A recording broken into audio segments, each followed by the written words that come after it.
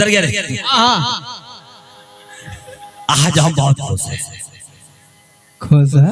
अरे खुश है? अरे बहुत खुश है हम। कितना खुश है? 15 किलो और 1 क्विंटल का बात कर, क्विंटल का है। महारानी जी को बुलाते पहले महाराज का संदेशा सुना। हाँ, ठीक ठीक। महारानी जी की जय हो। क्या अवस्था है? जरा दर्शन दीजिए महारानी जी।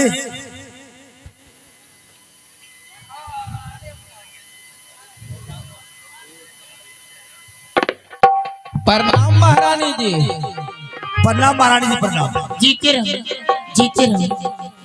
क्या बात है महारानी जी?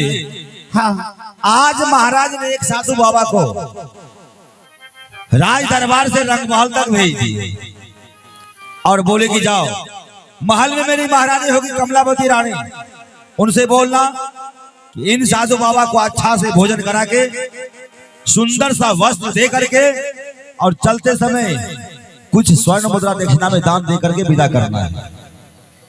सिपाही महारानी जी, ये मैं कैसे मान लूंगी? तुम तो जानते हो कि मेरे महाराज क्रोधित अहंकारी हैं, साधु संतों को रहनी वृत्ति को नहीं जानते हैं, साधु संतों को एक नहंगे भिखमंगे ढोंगे पाखंडी समझते हैं। क्योंकि आज से नहीं 12 बरस से मगहर में अकाल पड़ी हुई है, बारिश नहीं हो रही है, मगहर का भूमि बंजर हो चुकी है। मगहर का प्रजागण हमेशा दुखी रहते हैं कि मगहर में 12 बरस से अकाल क्यों पड़ी है, बारिश क्यों नहीं हो रही है। मगहर राज छोड़ के मगहर का प्रजा दूसरे राज जाने लगे। इसी बातों के लिए महाराज साधु संत पंडा पुजारी जोगी जपी तपी सन्यासियों को बुला के एक ही प्रश्न करते हैं, आप लोग साधु हैं, साधना आराधना करते हैं, ईश्वर परमात्मा को भक्ति भजन करते हैं, तो आप अपना ईश्वर से कहिए बारिश बरसाने के लिए मगहर में। साधु संत पंडा पुजारी जोगी जपी तपी सन्यासी महाराज के प्रश्न के नहीं उत्तर देने पर महाराज क्रोध में आके और किसी संतों को उल्टा बांध के लटका के मारते हैं, किसी संतों से हल जुतवाते हैं, किसी संतों से गोदारी परवाते हैं, किसी संतों से अपने चरण को दबाते हैं। आज मेरे महाराज साधुओं से इतना खुश क्यों है सिपाही? क्या बात है? महारानी जी, आप तो हमेशा रंगमहल में रहा करते हैं, कभी रंगमहल से बाहर तो निकलते नहीं हैं। जरा बाहर निकलिए, बाहर का दृश्य देखिए। हाँ महारानी जी, स्वयं समझ जाएंगे। हाँ ना, अरे देखो देखो, आज इतना तेजों से बारिश हुई है, जो सूखे हुए पेड़ पौधे हरे भरे हो गए हैं। पानी के लिए जीव जंतु त्राहिमाम कर रहे थे। आज देखो जीव जंतु खुशी मना रहे हैं। हाँ ना, अरे देखो देखो, आज आमी नदी जलमग्न हो गई है। लगता है आमी नदी में बाढ़ आ गई है। यह बारिश कैसे हुई है? यह बारिश उन्हीं साधु बाबा के आने से हुई है महारानी जी। उन्हीं साधु बाबा को आने से हुई है जी महारानी जी। इसका मतलब लगता है वो कोई साधारण संत नहीं है, वो कोई महान पुरुष है, जिनके आने से आज मगहर का भूमि धन्य हो गए हैं, जो सूखे हुए पेड़ पौधे हरे भरे हो गए हैं, जीव जंतु खुशी मना रहे हैं, चिड़िया चिलचिला रही है, मोर नाच रही है। सिपाही महारानी जी, तो साधु है कहाँ? साधु बाबा को तो बाहर खड़ा कर दिए। अरे बाहर क्यों खड़ा कर दिया? उसे महल के अंदर ले आना चाहिए। महल के अंदर लाने के लिए तो आज्ञा लेना पड़ता है ना जी महारानी। महारानी। अच्छा, आदेश होगा तो ले आएंगे। जाओ, आज्ञा है। ठीक है महारानी। अरे पतलू जी महारानी। तुम साधु बाबा के लिए सुंदर आसन लगाओ। जो आज्ञा हो महारानी। एक काम करो, जी जी जी। सारे प्रजा में ढिंडोरा पिटवा दो कि आज महाराज का गृह एक महान संत पधारे हैं, उन संतों का दर्शन करें। जो अच्छा हो सभी महाराज। मगरवासी थोड़ा ढोला देना भाई। सुनो सुनो पाड़िया लोगों, आज महाराज के गृह में साधु संत बाबा आए हुए हैं, सभी आकर अपना दर्शन कर लो।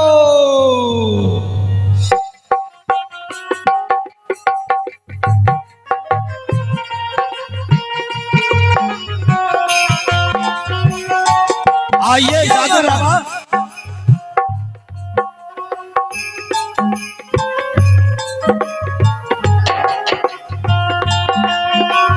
देखिए महारानी, यही साधु बाबा है। यही सब है। हाँ महारानी जी। प्रणाम संत जी, प्रणाम। खुश रहो कमलावती रानी। आइए पधारिए। सहेली, हाँ सहेली। चलो आज अपने राजा साहब के राज दरबार में एक संत जी आए हैं। ठीक है सहेली, चलिए। चलो चलो चलो चलो, चलो, चलो, चलो।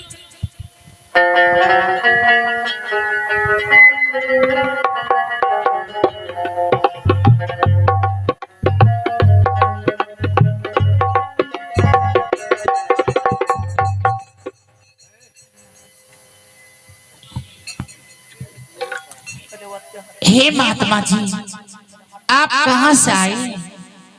आप अपना परिचय दीजिए।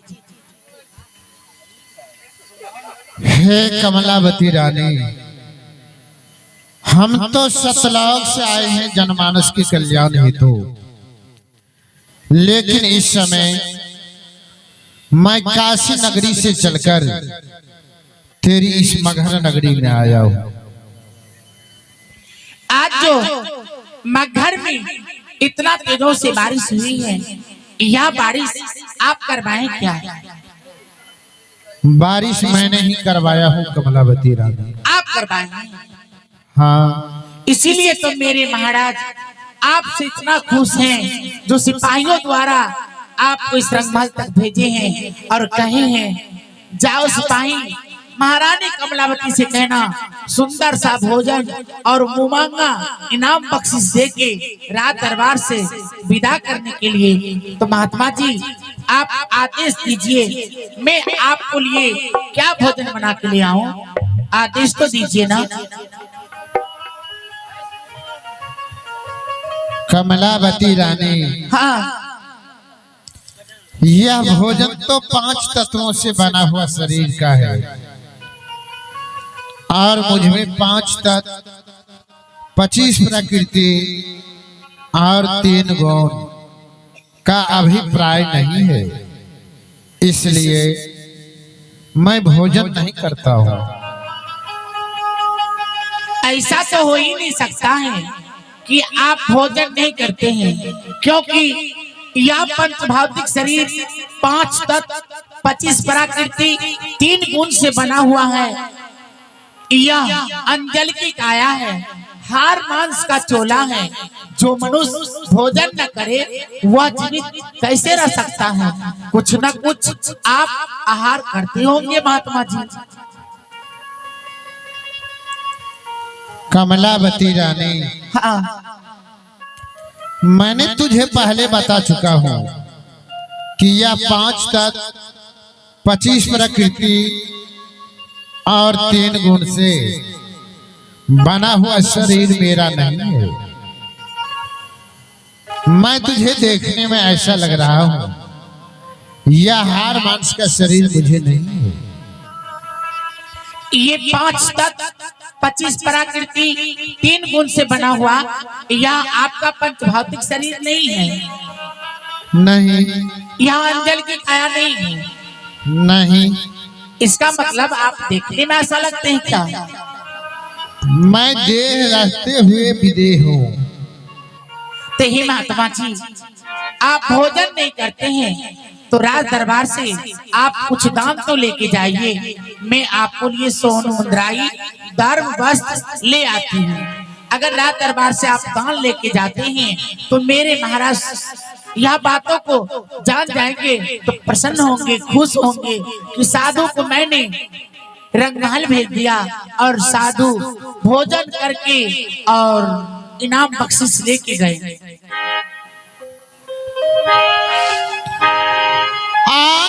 हमारा न चाहिए रानी आना धन भी इच्छा।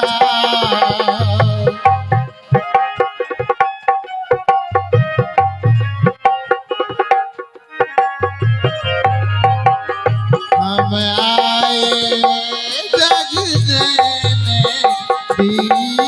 दीक्षा।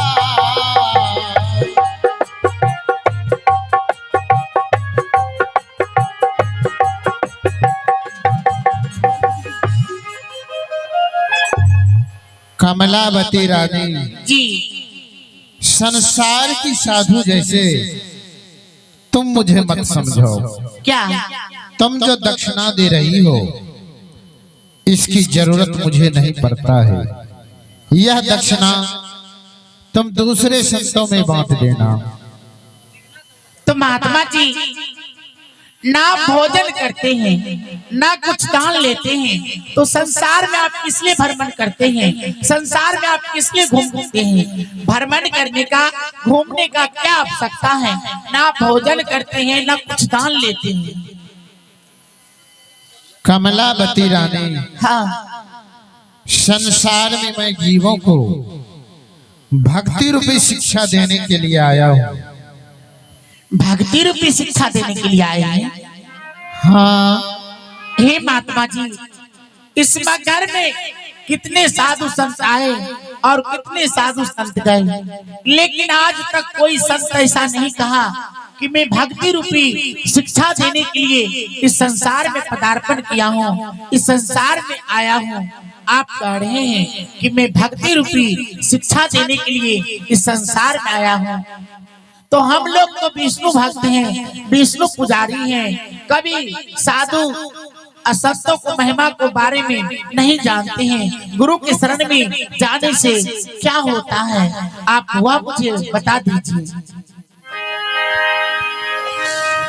आहो बिना गुरु भावनिधि तारई न कोई।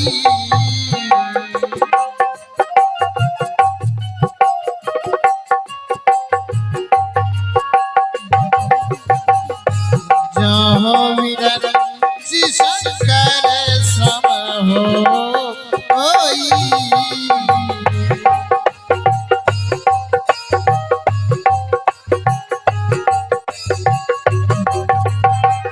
गुरु बिना पढ़त जो वेद पुराना।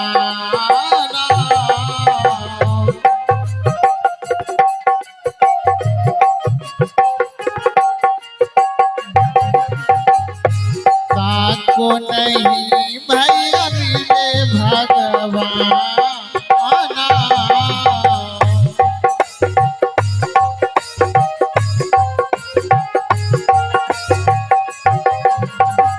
गुरु है आदि अंत के दाता।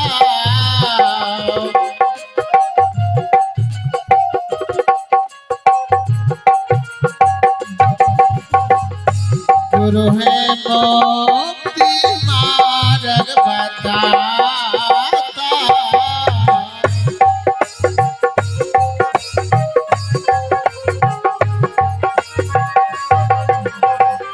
गुरु पारस जो पारस कोई।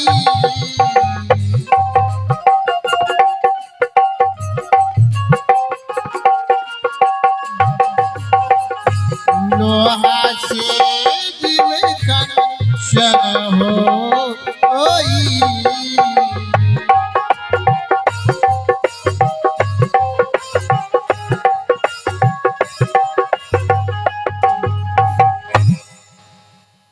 कमलावती रानी जी संसार में मानव अपने आप को शंकर भगवान के समान शक्तिशाली क्यों न हो जाए। अगर गुरु नहीं किया है तो उसे कल्याण नहीं होगा।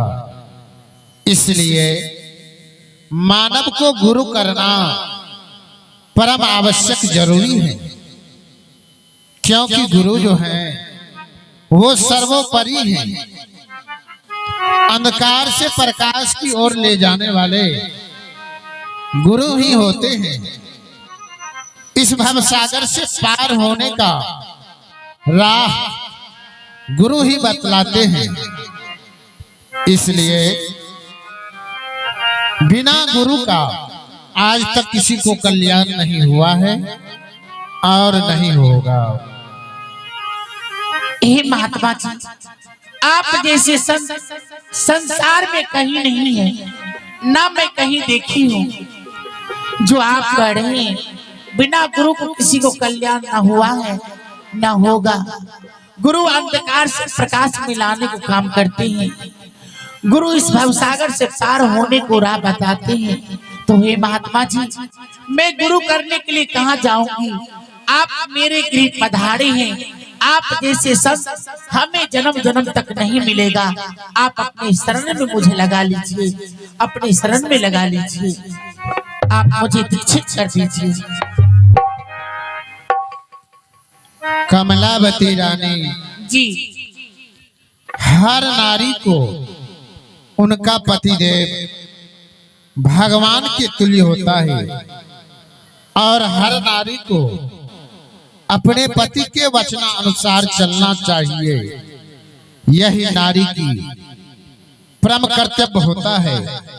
क्या तुमने अपने पतिदेव से आज्ञा ली है? नहीं नहीं, वो तो अहंकारी हैं, क्रोधित हैं।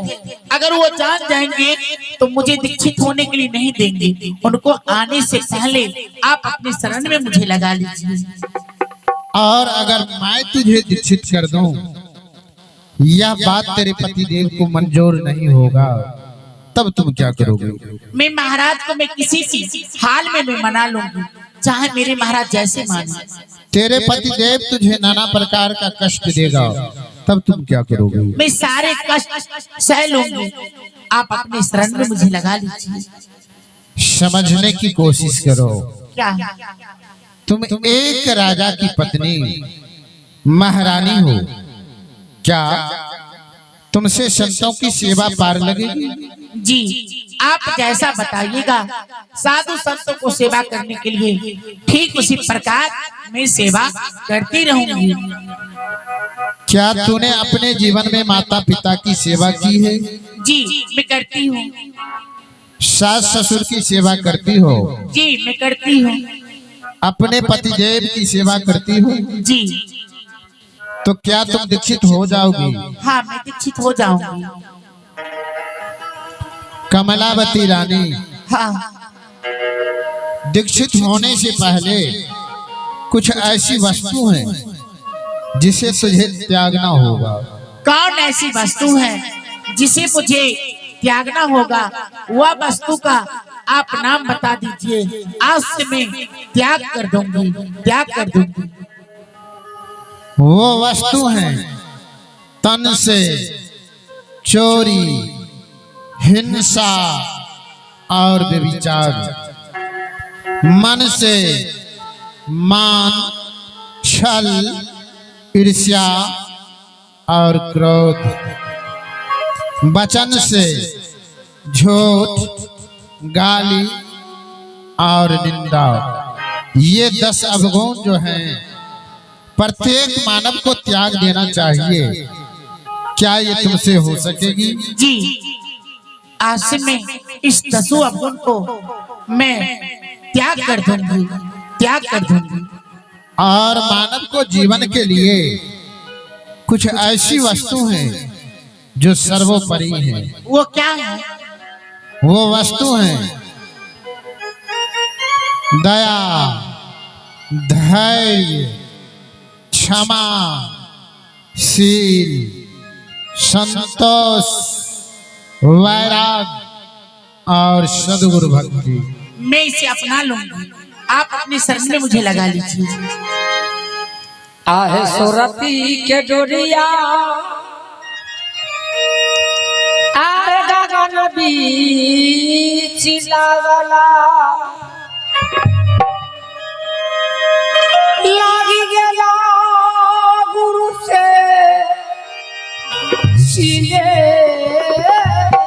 आहे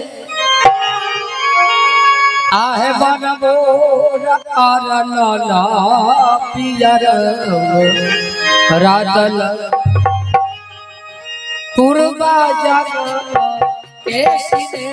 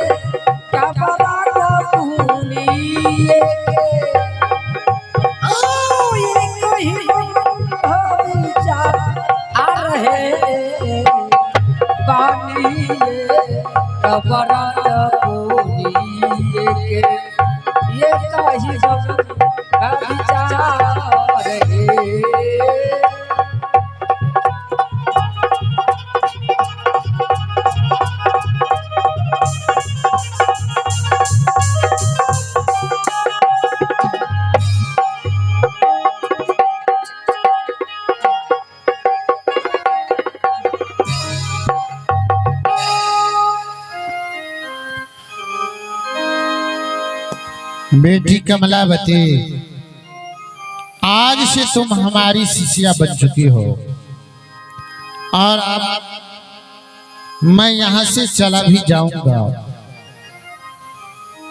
लेकिन जाने से पहले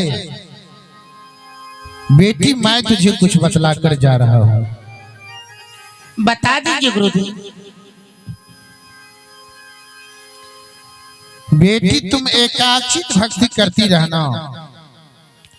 एकाक्षित भक्ति का अर्थ होता है कि एक पुरुष का भक्ति, जिस तरह पतिव्रता नारी सपनों में भी परपुरुष को नहीं देखते हैं, ठीक वैसा भक्ति करोगी तो बेटी तेरी भक्ति सार्थक होगा।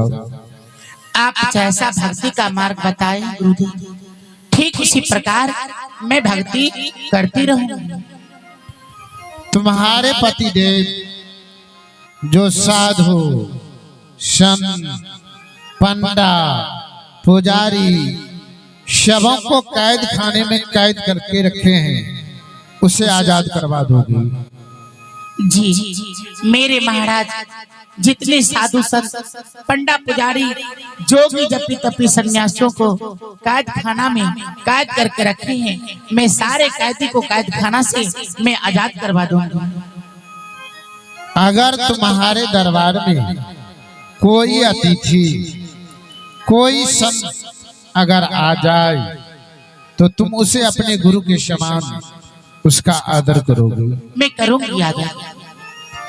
अगर तुम्हारे जीवन में कभी किसी प्रकार की कष्ट, किसी प्रकार की संकट, किसी प्रकार की बाधाएं आए तो तुम मेरे रूप का ध्यान स्मरण करोगे, तो मैं तुझे आकर दर्शन दूंगा और तेरी सारी कष्ट, सारी बाधाएं को मैं समाप्त कर दूंगा।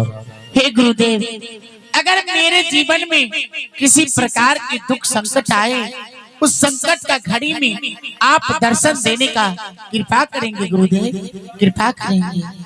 बेटी मैं तुझे वचन देकर जा रहा हूँ जब तुम मेरा ध्यान स्मरण करोगी तो मैं तुझे अवश्य दर्शन दूंगा।